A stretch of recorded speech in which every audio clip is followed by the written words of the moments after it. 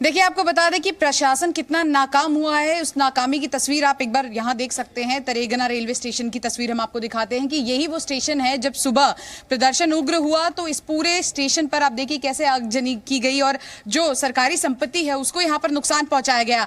हालांकि जब यहां पर डीएम से हमने बात की तो वो कह रहे हैं कि इस पूरे इलाके में 2 ऐसे कोचिंग सेंटर्स हैं जिसकी भूमिका बेहद संदिग्ध है। दोनों ही कोचिंग सेंटर में 350 से अधिक संख्या में लोग थे और जब ये प्रदर्शन उग्र हुआ तब ये लोग यहां पर आए और प्रदर्शन किया। जरा अंदर चल के हम तस्वीरें आपको दिखाते हैं। ये बुकिंग काउंटर है और जरा इस बुकिंग काउंटर की आप तस्वीर देखिए तो यहां पर अब कुछ भी नहीं बचा है मलबे के अलावा।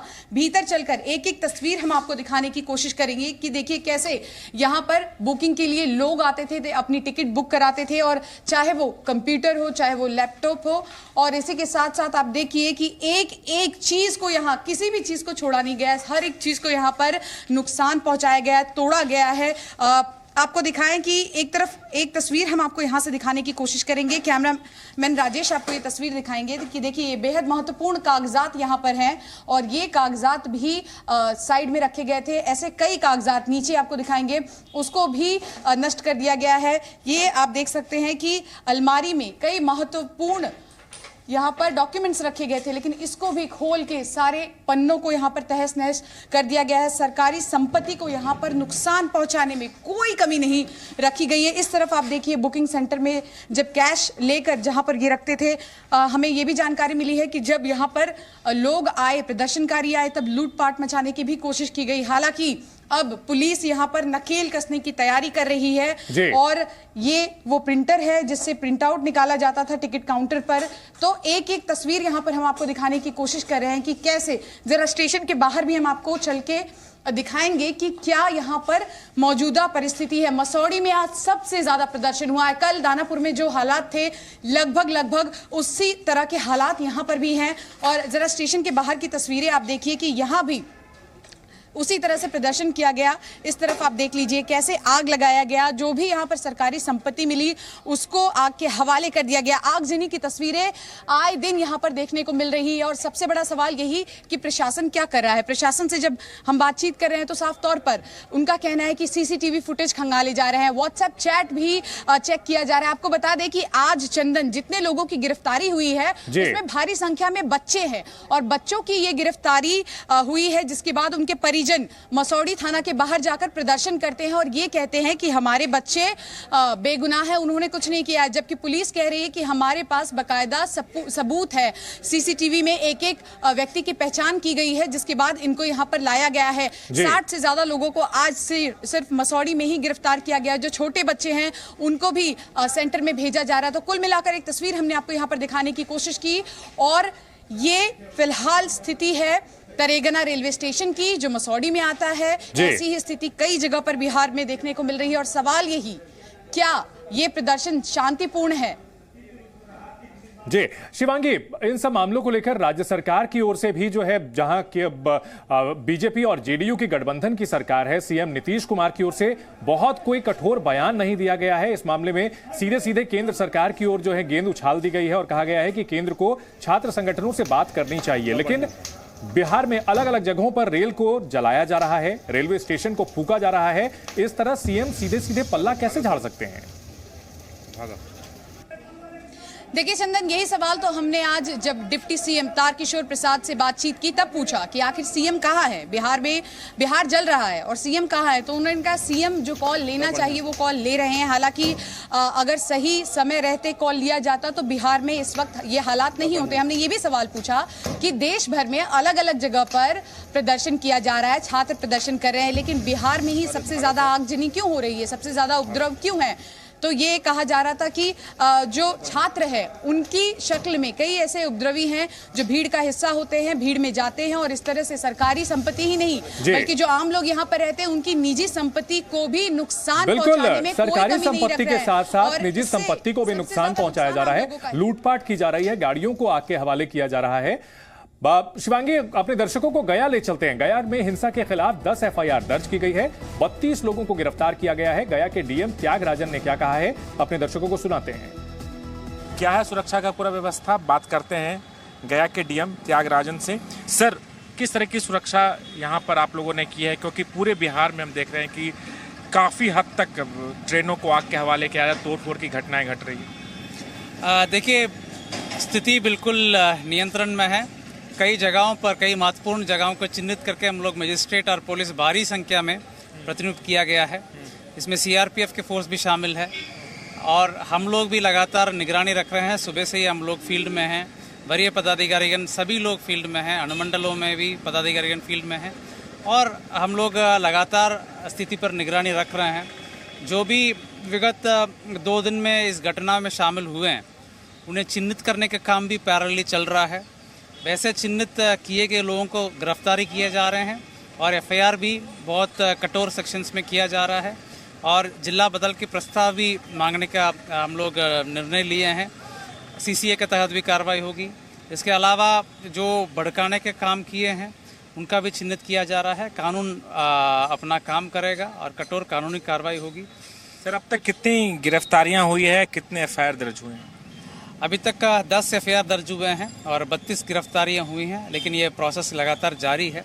इसके अलावा हम लोगों ने जो कुछ कोचिंग इंस्टीट्यूशंस के बारे में भी हमें जानकारी मिली थी कि इंस्टिगेट करने का काम कुछ लोगों के द्वारा किया जा रहा है। वैसे कोचिंग इंस्टीट्यूशंस का निबंधन प्रमाण पत्र जांच करने का वैसे कोचिंग। और इस वक्त की बड़ी खबर आ रही है झारखंड से। झारखंड के कांग्रेस विधायक की धमकी सामने आई है। अग्निपथ पर कांग्रेस विधायक ने केंद्र सरकार को धमकी दी है। देश खून से लथपथ हो जाएगा, इरफान अंसारी का कहना है। कांग्रेस विधायक इरफान अंसारी का दावा, अग्निपथ लागू नहीं होने देंगे, देश लहूलुहान हो जाएगा। इस तरह की भड़काऊ भाषा का इस्तेमाल किया है झारखंड कांग्रेस के विधायक ने। झारखंड कांग्रेस के विधायक इरफान अंसारी की धमकी, देश खून से लथपथ हो जाए, इस योजना को लागू नहीं होने देंगे। कांग्रेस इस मसले को लेकर, अग्निपथ योजना को लेकर केंद्र सरकार पर लगातार हमला कर रही है। विपक्ष होने के नाते रचनात्मक विरोध करने का अधिकार है, लेकिन इस तरह की भड़काऊ भाषा का इस्तेमाल कैसे कर सकता है एक चुना हुआ जनप्रतिनिधि? इरफान अंसारी, जिनकी बयानबाजी रांची में हुई हिंसा के बाद भी सामने आई थी, उन्होंने वहां के उपद्रवियों पर आरोप लगाने के बजाय एसएसपी पर ही सवाल खड़े किए थे और अब अग्निपथ योजना को लेकर विवादित बयान। कहना पड़ा, पूरा देश चल रहा है और देश के प्रधानमंत्री ने 8 सालों में आपने कोई नौकरी नहीं दिया, रोजगार नहीं दिया और आज आपने देश को बेच दिया। आपने रेल बेचा, हवाई जहाज बेचा, कल कारखाने सारे आपने बेच दिए, नोट बेच दिया, लेकिन हम लोगों ने कुछ नहीं कहा। लेकिन आज आप देश की सेना को बेचने जा रहे हैं। इसका आक्रोश आज हमारे तमाम युवाओं के साथ है। आप देख लीजिए, आप लोग युवा सड़क पर है और मैं कहना चाहता हूँ किसी कीमत पर हम लोग ये अग्निपथ, देश होगा खून से लथपथ, लेकिन ये अग्निपथ हम लोग नहीं होने देंगे। देश होगा खून से लथपथ, लेकिन अग्निपथ लागू नहीं होने देंगे, ये कहना है कांग्रेस के झारखंड के विधायक इरफान अंसारी का।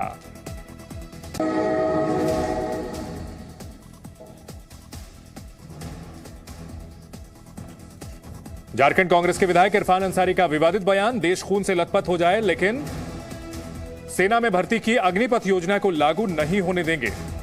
एक और जब जगह जगह विरोध प्रदर्शन हो रहे हैं, जनप्रतिनिधियों से हालात को संभालने की अपील की उम्मीद की जानी चाहिए, लेकिन यहां पर कांग्रेस विधायक उल्टा और भी हिंसा भड़काने की कोशिश करते हुए ये बयान देते हुए सुनाई पड़ रहे हैं कि देश भले ही खून से लथपथ हो जाए लेकिन अग्निपथ योजना लागू नहीं होने देंगे।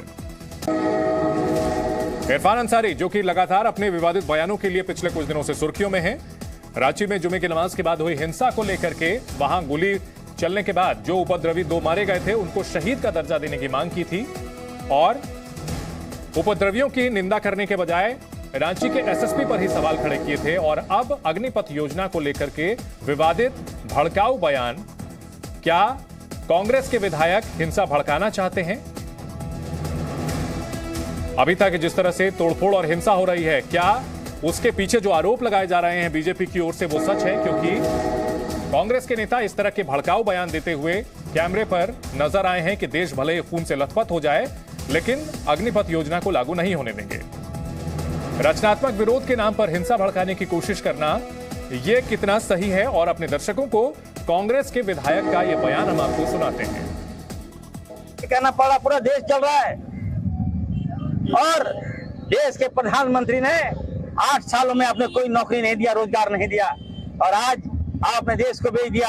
आपने रेल बेचा, हवाई जहाज बेचा, कल कारखाने सारे आपने बेच दिए, नोट बेच दिया, लेकिन हम लोगों ने कुछ नहीं कहा। लेकिन आज आप देश की सेना को बेचने जा रहे हैं, इसका आक्रोश आज हमारे तमाम युवाओं के साथ है। आप देख लीजिए, आप लोग युवा सड़क पर है, और मैं कहना चाहता हूं किसी कीमत पर हम लोग ये अग्निपथ, देश होगा खून से लथपथ, लेकिन ये अग्निपथ हम लोग नहीं होने देंगे।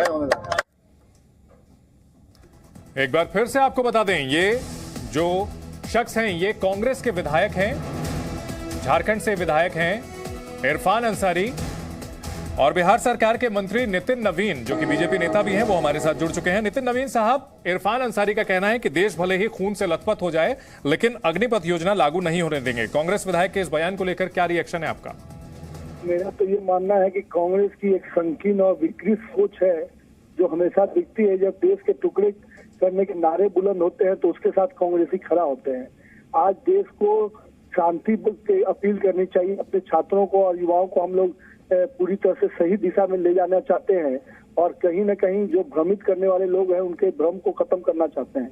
आज देश का वातावरण धीरे धीरे नॉर्मल हो रहा है, तो इस तरह के कांग्रेस के विधायक का बयान कहीं न कहीं दिख रहा है कि वो पूरे देश में आग लगाना चाहते हैं, और कहीं न कहीं इनकी सोच है कि इस प्रकार के खून खराबे की बात करने वाले ये जो कांग्रेस के लोग हैं, ये देश में केवल खून खराबा चाहते हैं जी। अब मुझे दुर्भाग्य लगता है कि एक विधायक होकर इस तरह के बयान देना कहीं न कहीं दिखता है कि कांग्रेस अब कितनी गिरी हुई मानसिकता में अब काम कर रही है। जी नितिन नवीन साहब, अब रांची में जो हिंसा हुई थी वहां आप भी फंसे थे, आपकी गाड़ी पर भी हमला किया गया था, और इरफान अंसारी ने उस दौरान जो प्रदर्शनकारी थे उनको मासूम बताया था, उनके खिलाफ पुलिस की कार्रवाई को गलत ठहराया था। तो बताएंगे उस दौरान क्या प्रदर्शनकारी वहां जो थे वो मासूम थे? तो ये तो इरफान अंसारी जी आज विधायक होने के साथ साथ मुझे नहीं लगता है कि इस प्रकार का एक विधायक का बयान होगा। जो लड़के पूरी तरह से खून खराबे के लिए उतरे हुए थे सड़क पर, जो विषय को लेकर वो आंदोलन कर रहे थे, उसमें पूरी तरह से सरकार को घेरने के ज्यादा उन्हें सरकारी संपत्ति को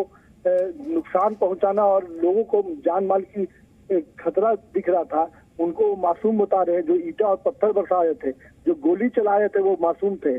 और सरकार पुलिस अगर कार्रवाई करती है तो उस पुलिस पर शोकॉज किया जाता है।